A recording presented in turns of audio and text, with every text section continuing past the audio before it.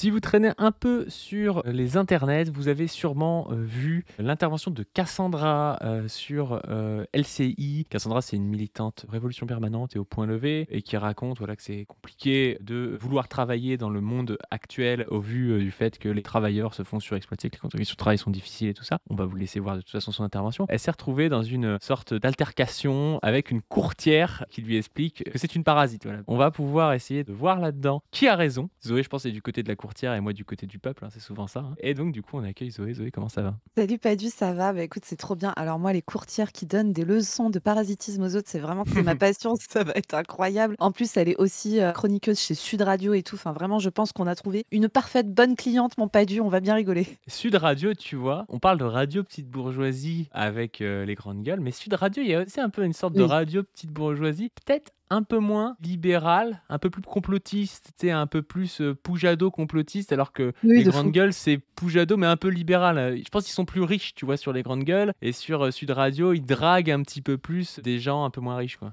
Est-ce que tu vois pas aussi une petite différence? Ouais, non, j'allais tenter un, tu sais, RN du Nord, RN du Sud. Et Ouais, bah, il y a un peu t'as de ça. Si, si, Radio, si, si, il y a un Radio peu de ça. Facho du Nord, Radio Facho du Sud, tu vois? Bah, il y a un truc, oui, moi j'aurais dit plus, vraiment parisiano-centré sur les grandes gueules plus que RN Ouais, du c'est Nord, ça. tu vois? Parce qu'il y a un côté aussi Ouais. quand même libéral. Je pense que Ah oui, oui, de fou. Non, mais c'est pour pour ça que la les grandes gueules, comparaison, tu vois, le autant. RN du Nord, il est un peu trop social, tu vois? Oui, oui, c'est ça, parce que autant RN du Sud versus Sud Radio, ça Ouais, colle je suis bien, tu d'accord, vois? je suis Autant, d'accord. ouais, ouais, donc tu as raison, RN parisien versus, Valeurs actuelles versus, Sud Radio, quoi. Exactement, exactement. Bon, du coup, on va d'abord écouter ce que nous raconte Cassandra donc sur LCI. Moi, je pense qu'il faut dire quelque chose en premier lieu, c'est où va l'argent.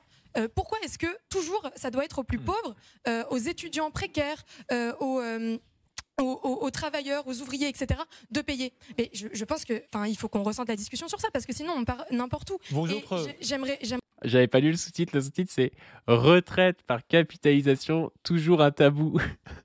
Let's On croirait go. Nathalie Saint-Cric qui dit: «Non mais voilà, il va falloir mettre les pieds dans le plat. Quand même, est-ce qu'on doit rembourser tous les traitements contre le cancer et tout?» C'est vraiment ça, c'est dès qu'il te parle de tabou, c'est pour, parler de régression sociale. En réalité, c'est pas que c'est un tabou, c'est juste que les gens ne veulent pas, en fait, tu vois? Il y a plein de tabous qu'on a envie de lever, mais c'est pas les mêmes qu'eux, quoi. J'aimerais finir, c'est que moi, justement, je reviens sur l'exemple de l'université parce que dans mon université, il y a des dizaines de millions d'euros qui ont été coupés. C'est-à-dire que tu vas dans l'université, tu n'as pas un seul endroit où t'asseoir pour manger un repas qui par ailleurs est un pauvre sandwich. Tu peux même pas enlever ton manteau parce qu'il n'y a pas de chauffage. Pourquoi Parce qu'il y a des investissements qui ont été faramineux pour mettre de l'argent dans l'armement, dans des tanks, etc. Et C'est vrai qu'on en a pas beaucoup parlé. On avait reçu, quand même des camarades de Solidaires étudiants et de l'Union Pirate sur la chaîne pour parler des coupes budgétaires, mais à l'université, vraiment, les coupes budgétaires sous Macron, elles ont été gravissimes, quoi. Et malheureusement, le mouvement étudiant a pu être fort dans certains endroits, mais il a pas réussi à être, vraiment national, on va dire, en même temps. Et surtout, bah, il a pas été aidé tant que ça par les organisations non étudiantes, même si elles soutenaient sur le papier. On n'a pas eu, la conjonction, tu vois, entre, les mouvements, type 10 septembre, les mouvements type CGT, type, Sud et type, FO et puis, les mouvements étudiants, tu vois? Alors qu'en réalité, avec la colère qu'il y a dans ce pays, on aurait peut-être pu, être un petit peu plus efficient. Encore une fois, nous on le dit souvent, mais on manque d'un parti qui, dirige tout ça, tu vois? Ouais, carrément. Après, tu vois, sur le 10 septembre, ça avait été une critique aussi du choix de cette date, parce qu'en fait, dans plein de facs, c'était avant la pré-rentrée. Et du coup, ça empêchait une Mmh. partie de la mobilisation, enfin, tu sais, notamment les syndicats étudiants et tout. C'est au moment des rentrées universitaires qui font beaucoup d'adhésions, etc., qui vont recruter des militants, qui vont faire du travail de terrain et tout ça. Et en fait, le fait que ça commence aussitôt dans le mois de septembre, ça a coupé un peu l'herbe sous le pied aussi à une partie de la mobilisation étudiante, bien qu'elle ait été quand même relativement importante. Et ça a probablement participer au fait que le mouvement n'a pas pris l'ampleur dont on aurait aimé qu'il prenne l'ampleur. Et après, bon, on en a parlé de multiples fois, mais les centrales syndicales et l'attitude des politiques à l'Assemblée nationale n'a pas aidé non plus. c'est la même chose vers la sécurité, vers la santé, pardon. C'est-à-dire que maintenant, on enlève 7 milliards pour la santé et on en ajoute 7 pour l'armée. Donc à un moment, moi je veux dire qu'il y a cette dépense-là, mais surtout deux, comme vous C'est intéressant parce que tu vois, on avait fait, d'ailleurs c'était une grande réussite, on peut en reparler, la manifestation du 11 novembre autour de la lutte, contre la guerre partout dans le monde et pour la paix. Je vous invite à aller voir l'interview qu'il y a eu sur la chaîne On ne veut plus avec William Roger qui explique les enjeux autour de la guerre actuellement parce que même si vous le voyez pas forcément au quotidien, mais il y a de plus en plus d'argent mis dans l'armée et il y a aussi, de plus en plus de tensions dans le monde, il y a eu la guerre, en Ukraine, il y a eu, conflit, israélo-palestinien, mais on a aussi, les États-Unis qui sont, par exemple en train train d'essayer d'intervenir au Venezuela, dans des pays d'Amérique du Sud. Partout dans le monde, on a un regain, c'est normal parce que c'est la crise, donc les gens essaient de chercher des débouchés, ça crée des conflits, ça crée des enjeux. On sait qu'il y a des gros enjeux, par exemple, financiers en termes, je crois, de matières premières en Ukraine. Et je pense qu'aujourd'hui, une manifestation comme celle du 11 novembre, elle devrait devenir de plus en plus grosse, et notamment, Cassandra, elle est révolution permanente, mais je pense que les organisations trotskistes, elles pourraient se joindre à ce genre de choses, parce que même si, évidemment, je pense que la manifestation du 11 novembre était autour de l'URC, donc de partis plutôt marxistes-léninistes, il y avait plus de 70 organisations, donc il y avait plein de partis marxistes-léninistes ou maoïstes, mais il n'y avait pas de parti trotskiste. C'est dommage en réalité, parce que malgré des différences qu'on peut avoir avec les camarades trotskistes, je pense qu'on est tous d'accord sur cette lutte contre la guerre dans le monde et contre les budgets militaires qui augmentent, quoi. Oui, carrément. Il y avait Sud étudiants quand même qui étaient signataires. Je sais pas si on Ouais, peut après les... Sud étudiant, est-ce qu'on peut dire que c'est un syndicat de Oui. trotskistes? Je veux bien, tu vois. Non, je suis d'accord que Sud, il y a pas mal de camarades trotskistes à Sud, mais Solidaire étudiant, je pense qu'il y a plein d'étudiants qui y vont sans être particulièrement trotskistes, tu vois. Oui, pardon, putain, je suis vieille, je dis encore Sud. Excusez-moi. Ah ouais, non, mais toi, tu dis encore la LCR. C'est ça. Vous disiez, il y a des dépenses mais faramineuses J'aimerais. pour les patrons. Cassandra, Et- Alors, au-delà de Révolution permanente, là, je parle d'eux parce qu'elle est à Révolution permanente. C'est ce qui manquait, évidemment, c'était les grands partis, la de France fou. Insoumise, le PCF, et là, on a vu Sophie Binet, et la CGT. La CGT, on sait qu'en plus, certains syndicats ou certaines unions départementales sont à l'avant-garde de la lutte contre la guerre en bloquant parfois des conteneurs d'armes. Le problème, c'est qu'au national, tu sais, ils ont toujours leur posture un peu surplombante à la con, non, on fait pas de politique. Enfin, c'est n'importe quoi, tu vois, parce que demain, s'il y a une guerre mondiale, ce sera les travailleurs qui seront les premiers à être impactés. Donc, la CGT devrait se positionner, tu vois. Ouais, ouais. Et c'est important ce qu'elle rappelle Cassandra parce qu'elle énumère là les budgets qui ont été coupés par rapport au budget de l'armée qui a été très nettement augmenté. Il faut vraiment se rappeler que c'était ça le programme du budget Bayrou au départ qui est en ce moment repris par le Cornu avec l'assentiment du PS qui a refusé, on se rappelle, de censurer le Cornu en se disant « Ah, on sait jamais, peut-être que d'un coup il va devenir super sympa, nous on attend de juger sur pièce, etc. » Et vraiment c'était extrêmement net. C'est pour ça que parfois les gens comprennent pas quand on dit Macron prépare la guerre, etc. Mais ça fait partie des cycles de crise du capitalisme. La guerre a une place centrale dans ces cycles-là. Et c'est très criant quand tu vois que tous les budgets étaient attaqués, tous les budgets. Santé, comme l'a dit Cassandra, etc. Mais plein d'autres, justice, le gel des pensions de retraite, le gel des APL, le gel de l'allocation adulte handicapé. Tu vois, des gens qui sont déjà dans des situations de précarité absolue et des dizaines et des dizaines et des dizaines de milliards d'euros prévus pour le budget de l'armement. C'est vraiment des choix politiques qu'il faut marteler. Elle a raison, Cassandra, de venir leur mettre un peu dans la tronche, quoi. Bah, surtout que des fois, tu sais, je parle de gel de l'allocation handicapée, je suis sûr que ça représente quasiment rien, tu vois, par Mais rapport oui. aux milliards qu'ils ont mis. Donc c'est vraiment Mais oui. gratter 30 balles à un type qui, pour le coup, 30 balles, ça fait beaucoup pour lui, tout ça pour remettre 0,2% de l'augmentation que tu as faite sur le budget des armées, tu vois, enfin, ça fait rien. Et Non, donc- passer la parole. Pardon, Oui, mais vous j'aimerais aurez bien juste le temps bien finir après. Vous inquiétez pas, on viendra à vous. Oui, mais j'aimerais bien finir cette idée parce que pour moi, elle est fondamentale. C'est en fait, les patrons sont les plus gros assistés. Donc ça ne sert à rien de se mettre les uns contre les autres. Et il faut rappeler un chiffre qui, moi, m'a effaré. C'est 270 milliards d'euros pour les aides aux entreprises. Et moi, je trouve ça fou que Le banger, ouais, c'est n'importe quoi, ce chiffre, c'était le chiffre sorti par Fabien Gay qui a été revu à la hausse. Il avait sorti 211 milliards d'euros. 211. Alors les gens disent Réévalué. non, c'est pas vrai, tu sais, les bourgeois disent c'est pas vrai. En fait, oui, c'est pas vrai, ça a été revu à la hausse de 60 milliards d'euros. Mais t'imagines ce que ça fait, 270 milliards d'euros. Tout ça pour des entreprises qui, pour la plupart, font des dividendes, tu vois. Parce qu'à la limite, pour une entreprise qui sont en train de faire faillite, ça permet de conserver des postes, pourquoi pas, tu vois. À partir du moment où l'entreprise verse des dividendes, elle devrait pas avoir d'aide. Ça paraît être évident. Et en réalité, l'argent public qui est donné part directement dans la poche des gens qui ont déjà la propriété de ces entreprises, donc qui ont déjà énormément de thunes, quoi. Oui, c'est un peu le même délire de ce qu'on racontait avec les radiologues, à une échelle bien plus basse. Mais pensez que 9000 personnes en France, donc c'est normal que l'échelle soit plus basse. Tu vois, si les mecs ponctionnaient 15% du PIB, on se dirait waouh, il y a peut-être un peu un problème, sachant qu'il y en a déjà. Mais tu sais, c'est toujours le même principe, quoi. C'est-à-dire que tu as vraiment un travail de captation qui est fait par toujours la même classe et soutenu par la dépense publique. C'est ça qui est hallucinant, si tu veux. C'est Bah pour oui. ça que quand les libertariens viennent nous expliquer nanana, le libre marché et tout, mais vous gavez, vous gavez à la mamelle, en fait. Arrêtez, quoi. que derrière, on dise c'est les étudiants, c'est les plus pauvres qui vont payer. Moi, je considère ça, mais complètement, enfin, ça me met en colère noire. Ouais, donc du coup, voilà, c'est un discours bien, assez classique de la gauche radicale. Elle Oui. est restée dans des thèmes assez normaux. Elle parle beaucoup des étudiants, c'est normal, c'est une étudiante qui est dans un syndicat étudiant. Donc. Mais elle est puertée par Bérangère Dubus. Alors Bérangère Dubus, déjà, Zoé m'a fait découvrir sa bio. La bio, vous Quel- n'êtes pas prêts, les copains. Elle est incroyable. C'est Ah la ouais. meilleure bio Twitter de tout Twitter. Qu'est-ce qu'un communiste? Quelqu'un qui a lu Marx. Qu'est-ce qu'un libéral? Quelqu'un qui a compris Marx. Chef d'entreprise, mère de famille, #Sud Radio. Putain, l'enfer de la bio, quoi. Tout est incroyable, hein. Tout est parfait. Alors mon Padu, on a lu Max, mais on l'a pas compris. On va prendre des petites leçons auprès de Bérangère. Il y a une part de vrai dans cette bio, c'est que quand tu es un bon capitaliste, tu devrais avoir lu Marx parce que ça te permet de comprendre quand même des Mais de fou. choses avant les autres, parce qu'il comprend la dynamique générale du capitalisme, que font rarement les économistes bourgeois, tu sais, qui sont au jour le jour et qui découvrent toujours après coup quand il y a une crise. Et si tu as lu Marx, ça te permet quand même de prévoir des choses plus à l'avance. Donc si tu es machiavélique, même en étant de droite et en étant capitaliste, tu peux avoir lu Marx et je pense que ça te permet de faire plus de thunes. Bon, du coup, Bérangère, qu'est-ce qu'elle nous raconte sur Cassandra? Elle répond: non, Cassandra, les patrons paient tes études, tes APL, ton RSA, le salaire de tes parents et plus globalement 10% les plus riches financent 89% de l'impôt. La France est le pays le plus généreux redistributif au monde puisque l'écart de richesse du 1/18e avant redistribution tombe à 1 tiers après. J'ai pas compris cette phrase.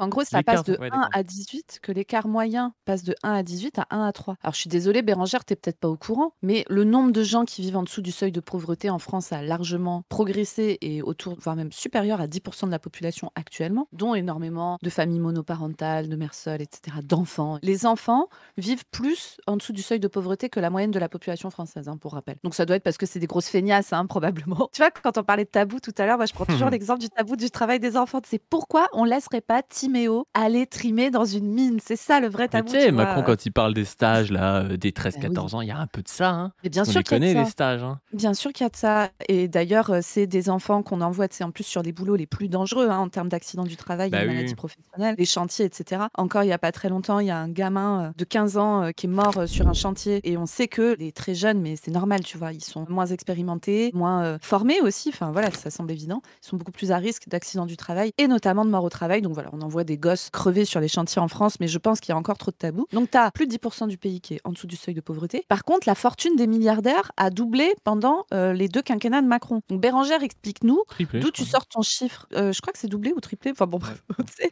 à ces niveaux-là, c'était même plus à 100 milliards près, quoi, tu t'en fous. Donc moi, j'aimerais bien savoir d'où Bérangère sort ces chiffres. Est-ce que c'est de son fondement? Est-ce que c'est d'études sérieuses? Qu'est-ce qu'elle considère comme un rapport de 1 à 3? Parce que dans n'importe quelle boîte, le rapport n'est pas de 1 à 3, en fait. Donc je sais pas de quoi elle parle. Bref. Tu parles, tu sais, du travail plus jeune, ça permet aussi de limiter au maximum la mobilité sociale. Parce que Bien sûr. plus tu te spécialises jeune, plus en fait ton niveau scolaire est déterminé par ta famille. Enfin, t'en vois plein des gens comme ça, tu sais, qui ont fait un CAP parce qu'ils étaient aussi dans une famille où faire des études, c'était bizarre parce que personne n'en avait trop fait. Donc du coup, ils ont été dans une filière pro, ils ont fait un CAP. Et puis en fait, ils se découvrent une passion à 25, 26, 30 ans.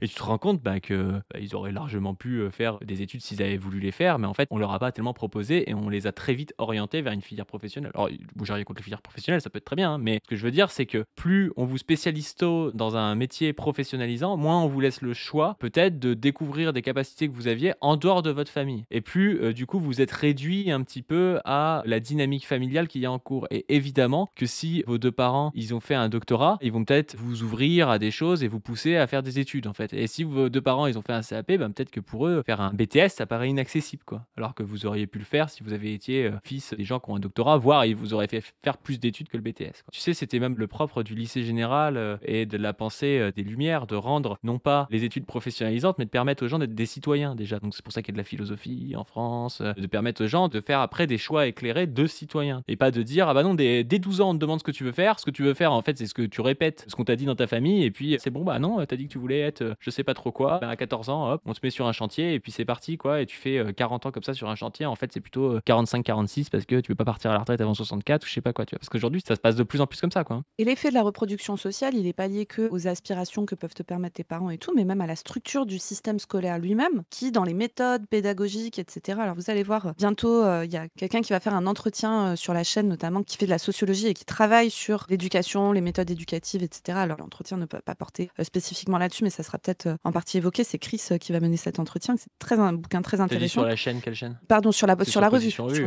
Oui, pardon, ça sera un entretien écrit sur Position Revue, excusez-moi. Et en fait, le travail de cette personne montre aussi comment la manière dont sont structurées l'école, les méthodes d'apprentissage, etc., va majorer les différences sociales. C'est des méthodes qui sont moins adaptées aux enfants issus des milieux populaires, etc. Enfin, et ça, c'est multi-étudié. Donc, tu as ce côté-là. Et du coup, tu vois ce que tu disais sur le fait de devenir citoyen et tout, c'est hyper précis parce que moi, j'ai souvenir, alors j'étais lycéenne ou jeune étudiante, je crois. Et tu sais, il y avait eu une discussion pour retirer, je sais plus, l'histoire de la terminale scientifique, je crois, un truc comme ça. Et ça avait été une levée de bouclier incroyable, genre quoi, mais c'est horrible. Les scientifiques, ils ont aussi besoin de faire des sciences humaines et de l'histoire et de la philo, même si c'est pas des choses qu'ils vont utiliser directement dans leur métier après, etc. Et moi, j'ai pas pu m'empêcher de me dire, mais il y a des gens dans ce pays, 40% d'une classe d'âge, voire même un peu plus, je crois, qui n'ont jamais accès à 17, 18 ans à faire de l'histoire, à faire de la philo, etc. C'est tous les gens qui partent en filière professionnelle. Et ça ne pose de problème à personne, tu vois. Genre, quand tu vas faire coiffeuse, bah, c'est normal que tu fasses pas de philo et que tu fasses pas d'histoire passer tes 15 ans, tu vois, parce que t'en as pas besoin, quoi. T'es une sorte de sous-citoyen, c'est pas important. Alors que, voilà, quand tu vas devenir ingénieur, c'est vraiment très important. Tu vois à quel point le poids de la division du travail aussi est important là-dedans. Et effectivement, on pourrait totalement imaginer des sociétés où ça soit pas normal de trouver que Bérangère Dubus, patronne d'une boîte de courtage, enfin, je veux dire sérieusement, en termes de services rendus à la collectivité, tu vois, on peut vraiment commencer à discuter un petit peu de si, dans une société communiste, on aura besoin de gens qui font le boulot de Bérangère Dubus, tu vois. Par Mais déjà, rapport à même dans une une meuf. société capitaliste avec une IA, Oui, normalement, est-ce qu'il y a vraiment besoin de quelqu'un qui compare des taux? À part si cette personne a le bras long et des réseaux un peu, tu vois, sous c'est la ça qui table, demande. comment c'est possible que cette personne ait des meilleurs taux que les taux qui devraient être proposés à tout le monde selon un dossier objectif, tu vois? Et même si je suis d'accord, en soi, c'est débile parce que ces taux-là, ils sont plus hauts pour les pauvres, tu vois? Mais tu vois ce que je veux dire? C'est pas normal que cette personne puisse avoir un meilleur taux que toi quand tu demandes à ta banque, tu vois?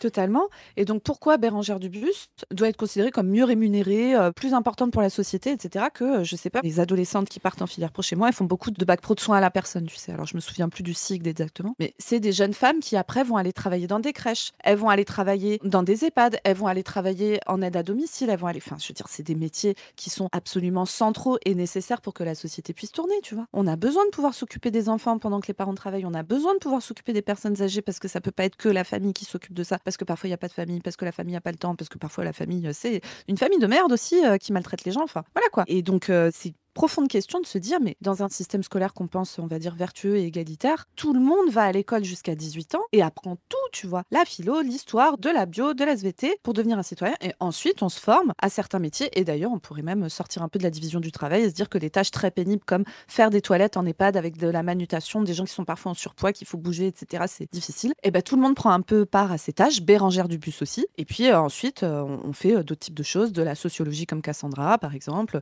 du courtage en Adinon, enfin voilà quoi. Alors moi, je vais t'outfolk, je suis pas forcément tout à fait d'accord. Tu vois, Lucien Sèvres, il parle du fait que, en fait, il répond un peu à la question sur pourquoi est-ce que la personnalité devient fixe à l'âge adulte et on dit qu'elle se construit pendant l'adolescence. Et c'est vrai que nous, on apprend ça en psychiatrie. On peut pas poser un diagnostic de trouble de la personnalité, qui est une catégorie aussi qu'on pourrait questionner évidemment, mais de trouble de la personnalité à l'adolescence. Pourquoi? Parce qu'elle bouge encore la personnalité à l'adolescence. Et puis à partir de l'âge adulte, on commence à pouvoir poser des diagnostics de trouble de la personnalité parce que les personnalités se fixeraient en quelque sorte comme si c'était des structures stables. En bon marxiste, Lucien Sèvres, il regarde en fait la vie des gens, on va dire. Lui parle beaucoup de l'emploi du temps de quelqu'un, tu vois. Quand tu es une mère célibataire avec un job, tu vois, tu as un certain emploi du temps qui est en fait très cadré parce que sinon tu peux pas t'en sortir, tu peux pas faire à la fois t'occuper de tes gamins, aller au travail, tout ça. Et en fait, ce qu'il montre, c'est que c'est l'activité humaine qui se fixe à partir du moment où tu te mets à travailler. Pendant 40 ans, tu vas faire la même chose. Et donc évidemment que ta personnalité, en conséquence, elle va se fixer aussi, tu vois. Parce que tu es là à toujours faire la même chose, tu n'étudies plus, tu n'as plus de potentialité, pour l'immense majorité des gens, je parle, de découvrir des nouvelles choses, ou alors sur ton temps libre, mais t'es quand même fatigué, tu te reposes, et donc du coup, ta personnalité est comme cristallisée, on va dire, ou empêchée de se développer, quoi. Et il dit, dans un monde communiste, on pourrait imaginer en fait que la personnalité se développe tout au long de la vie, parce que on travaillerait, mais on apprendrait des nouvelles choses, on ferait des nouvelles expériences, et en fait, on aurait quelque chose qui serait beaucoup plus fluide. Et on pourrait même imaginer, tu vois, parce que toi, tu disais jusqu'à 18 ans, il faut donner les moyens, et je suis d'accord avec toi aujourd'hui, tu vois, on pourrait voir ça comme ça. Mais la réalité, c'est que plutôt que de passer de je ne fais aucun travail adolescent à je fais 35 heures de travail par semaine, on pourrait imaginer que, je sais pas, à partir de 12, 13 ans, bah, les gens, ils commencent à travailler, je sais pas, 30 minutes par jour, 1 heure pour découvrir un petit peu et continuer d'étudier. Et qu'en fait, tout au long de la vie, bah, évidemment, les adultes travaillent plus, mais ils ont aussi une barre d'études. Que ça permet aux gens qui ont fait une formation qui est peut-être moins, tu parlais de coiffeur par exemple, c'est peut-être moins dans l'étude, je sais pas, de l'histoire ou des choses comme ça, mais de continuer à avoir des cours s'ils le souhaitent sur plein de choses. Et donc de se développer aussi à ce niveau-là pour voir s'ils ont envie de passer des formations qui sont différentes de la formation qu'ils ont voulu faire à 16 ans, tu vois, parce que peut-être qu'à 25, 30 ans, on se découvre des nouveaux intérêts, et puis voilà, quoi. Mais tout ça pour dire que je pense qu'à la fois, il n'y a pas forcément de nécessité à sacraliser l'adolescence, tu vois. Je vois pas pourquoi est-ce qu'on pourrait pas dire, pas comme Macron, tu vois, mais dire à quelqu'un de 12, 13, 14 ans, qui commence à découvrir ce que c'est que de travailler pour le collectif. Je parle dans une société communiste, tu vois, parce qu'il y aura toujours des tâches à faire, tu vois. Tu nettoies ta salle de classe, tu vois, ça peut être des trucs comme ça où tu participes à la Bien sûr, préparation de la bouffe collective au bien sûr. collège ou au lycée. Enfin voilà, tu vas les envoyer sur des chantiers, c'est Non, chaud non, quand même. non, non, mais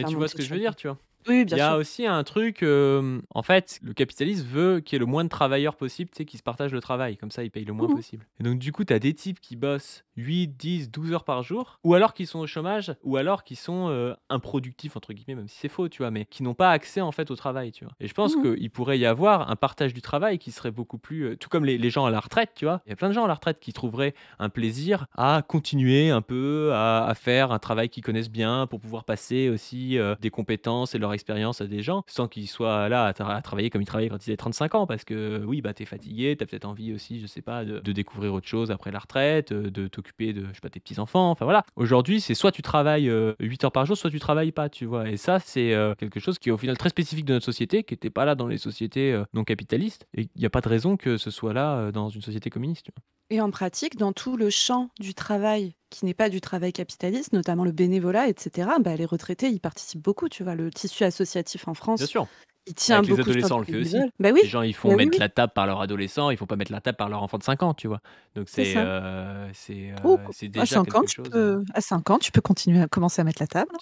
Tu peux commencer, ouais, mais bon, Zoé fait travailler les enfants de 5 ans. Oui, mes filles, à 5 ans, elles commencent à mettre la table, ouais.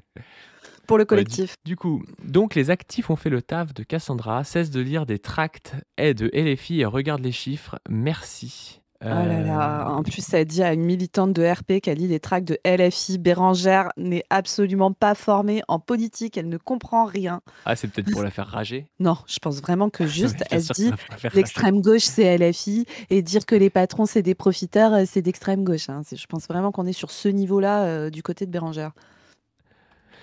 Cassandra qui répond: non, Bérangère, s'occuper de mes études et mon loyer, c'est mon taf dans la restauration à 700 balles par mois. Toi, tu es courtière, pleine audace, qui n'a aucune forme d'utilité pour la société. En clair, tu sers à rien. Ce qui te dérange profondément, c'est qu'on ose dire que ce sont les travailleurs qui font tourner la société pendant que les patrons nous coûtent 270 milliards d'argent public et s'accaparent des richesses qu'ils n'ont pas produites. Let's go, Cassandra, bien joué. Ce qui est quand même hallucinant, c'est que avec le pouvoir médiatique, c'est tout à fait possible qu'ils arrivent à faire passer, tu sais, Cassandra pour une meuf qui fout rien, machin, parce qu'elle est étudiante. Tu sais, c'est un peu l'archétype étudiante en sociaux, donc ne fait rien, alors que t'as quelqu'un qui est courtière en face, quoi. Ouais, carrément, carrément. Le pompon, c'est quand tu vois courtière en assurance versus boulot en restauration. La restauration, c'est une dinguerie, les conditions de travail. Je sais pas si vous vous souvenez, on avait dans la capsule où Louis Sarkozy devenait basé et se mettait à dire qu'il fallait indexer l'âge de départ à la retraite à l'espérance de vie des gens. On avait vu que dans les métiers dans lesquels les gens meurent le plus tôt, où il y a la plus grande surmortalité, il y a tous les métiers de la restauration parce que ce sont des métiers difficiles. Déjà, souvent, les volumes horaires, c'est pas 35 heures, c'est plutôt entre 40 et 45, voire même beaucoup plus. Tu te fais pas forcément payer tes heures sup, etc. Tu bosses avec des horaires décalés, tu bosses les week-ends, tu bosses les soirs, tu fais des horaires de coupure. C'est très physique, c'est très stressant, faut être dans le jus tout le temps, etc. Enfin, voilà. C'est aussi des métiers dans lesquels il y a plus de consommation de substances psychoactives. Et je ne parle pas que des substances psychoactives illégales, je pense aussi notamment à l'alcool. Ça, c'est aussi des choses qu'il faut comprendre en termes de manière de pouvoir supporter son taf, de pouvoir augmenter son efficacité au taf, contrairement à ce que pensent plein de gens. Donc voilà, c'est des métiers hyper durs et du coup, ça me permet de refaire un petit peu de pub au collectif qui est le collectif de notre camarade Adama, le Mise en place collectif, MEP collectif, qui est un collectif de travailleurs de la restauration. Retournez les voir parce que c'est des camarades qui se bougent, des camarades travailleurs et travailleuses de la restauration. Et c'est un collectif qui accueille aussi, si vous souhaitez soutenir en tant que client, vous pouvez aussi rejoindre ce collectif et les actions qu'ils font. Je me permets de faire une deuxième pub pour la journée du 18 décembre, une journée sans nous, auquel le collectif MEP va participer, qui est une journée pour visibiliser les travailleurs sans papier, immigrés, etc. Pour rappeler que le travail en France, il n'est pas fait par les Bérangères du bus, il est fait par tout un tas de gens, et notamment beaucoup de gens qui sont issus de l'immigration ou en situation irrégulière, etc. Ça va être une grande journée de grève pour montrer justement comment ça marche un pays sans eux, une journée sans nous. Et vous allez voir que ça va marcher pas ouf. Donc on espère que cette journée de mobilisation sera très importante. Tu parlais du collectif Mise en place, Mais en fait, c'est très intéressant qu'il commence à y avoir des collectifs spécifiques, des travailleurs de la restauration, de l'hôtellerie, parce qu'en fait, c'est des travailleurs qui sont au carrefour quand même entre presque les 3 discriminations, tu vois. C'est quand même beaucoup de travailleurs racisés, t'as beaucoup de femmes, et c'est des travailleurs qui sont surexploités. Et dans la restauration et dans l'hôtellerie, on se rappelle de l'aventure macabre de TSK au Sofitel avec Nafissatou Diallo. Mais il y a énormément de VSS, et aussi dans la restauration, les serveuses, notamment dans la restauration, je pense que c'est une dinguerie le nombre de remarques qu'elles peuvent prendre, ou alors des mains au cul par, comment il s'appelle, plein de Nicolas gens, Bedos. mais Alors oui, Nicolas voilà, Bedos, Nicolas lui, c'était Bedos, pas une ouais. main au cul, c'était pas une main au cul, c'était un bisou dans le cou. Et ils avaient Oh là toujours là. été Et très en bien, vrai de parce que vrai, je veux pas faire pas des quand même. gradations, mais c'est presque plus louche, tu vois. Mais Genre bien sûr, mais c'est c'est c'est c'est horrible, c'est vraiment horrible comme truc, hein. Ah ouais, ouais, ouais. La bouche du mec sur ton Ah là cou là. là, mais c'est en plus c'est presque, enfin c'est sexuel quoi. Ah, c'est Ah ouais. horrible. Et du coup, ouais, c'est vraiment le carrefour, je trouve, du sujet révolutionnaire. Oui. Féminisé, racisé, exploité, tu vois. Je pense qu'il y a peu d'endroits aussi révolutionnaires que la restauration et l'hôtellerie, quoi. Bref, c'était juste Ah mais carrément. mon point de vue marxiste généraliste. Et c'est l'occasion de rappeler que si vous voulez nous partager vos expériences de travail, vous pouvez rédiger une chronique de l'exploitation. On les publie sur la revue Position Revue, on en a déjà publié plein. Vous pouvez, si vous voulez, écrire à la revue Position Revue à contact@position au pluriel-revue.fr. Si vous n'êtes pas à l'aise avec l'écrit, etc., l'équipe pourra vous aider à la rédiger, à la mettre en forme. On prend toutes les expériences de travail possibles, y compris des travailleurs privés d'emploi, hein. Donc que vous soyez étudiant travailleur, chômeur, c'est-à-dire privé d'emploi, en auto-entreprise, salarié, etc. Vraiment, venez nous parler de tout ça, c'est hyper riche et passionnant. La revue attend vos chroniques, vous pouvez y aller. Ça Juste, me tu permet dis qu'on d'aller... prend tout le monde, mais je suis pas persuadé qu'ils prennent les exploiteurs, hein. Je suis pas sûr que Bérangère Dupuis, elle a le droit de faire ouin-ouin, je suis courtière, j'ai trop de charges et tout. En vrai, ça Est-ce qu'il serait prendrait intéressant. Bérangère Dupuis? En vrai, ça serait trop intéressant. Est-ce que Position Revue, on va demander à l'équipe de Position Revue, est-ce que vous acceptez la chronique de l'exploitation de Bérangère Dubus qui vous explique comment elle exploite des gens? En vrai, ça serait très intéressant d'avoir le point de vue patronal. Bon, tu me diras, on l'a à la télé toute la journée, donc mais ça serait trop marrant. Allez-y, tous les patrons exploiteurs de notre public, écrivez votre chronique de l'exploitation pour l'envoyer à l'équipe de Position. Je pense que ça les fera bien marrer. C'est l'occasion du coup aussi de vous rappeler que nous sommes en campagne de financement pour Position Revue. On veut passer ces fameuses chroniques de l'exploitation en podcast. On veut faire un numéro papier. On veut faire une refonte complète du site. On veut mettre le graphique, le saint graphique, le fameux, l'incroyable, le merveilleux, en accès libre, utilisable par tout le monde avec des données accessibles que vous pourrez implémenter, etc. sur le site de la revue. On a aussi un gros événement pour 2026 qui va être un truc incroyable, un gigantesque banger dont nous ne pouvons pas encore vous parler, mais on a hâte de pouvoir le faire. Pour tout ça, vous pouvez nous aider à financer dans le cadre de la campagne de financement. Vous la trouverez en barre de description. Merci à ceux qui ont déjà donné parce qu'on a déjà beaucoup de monde qui a participé et c'est incroyable. Merci beaucoup. Merci à ceux qui le feront. Sur ce, n'hésitez pas à participer à la campagne de financement de Position Revue et puis à vous abonner à toutes les chaînes. Vous commencez à connaître, vous trouvez les liens en description et sur ce, on vous dit à plus. À plus tout le monde, salut. C'est la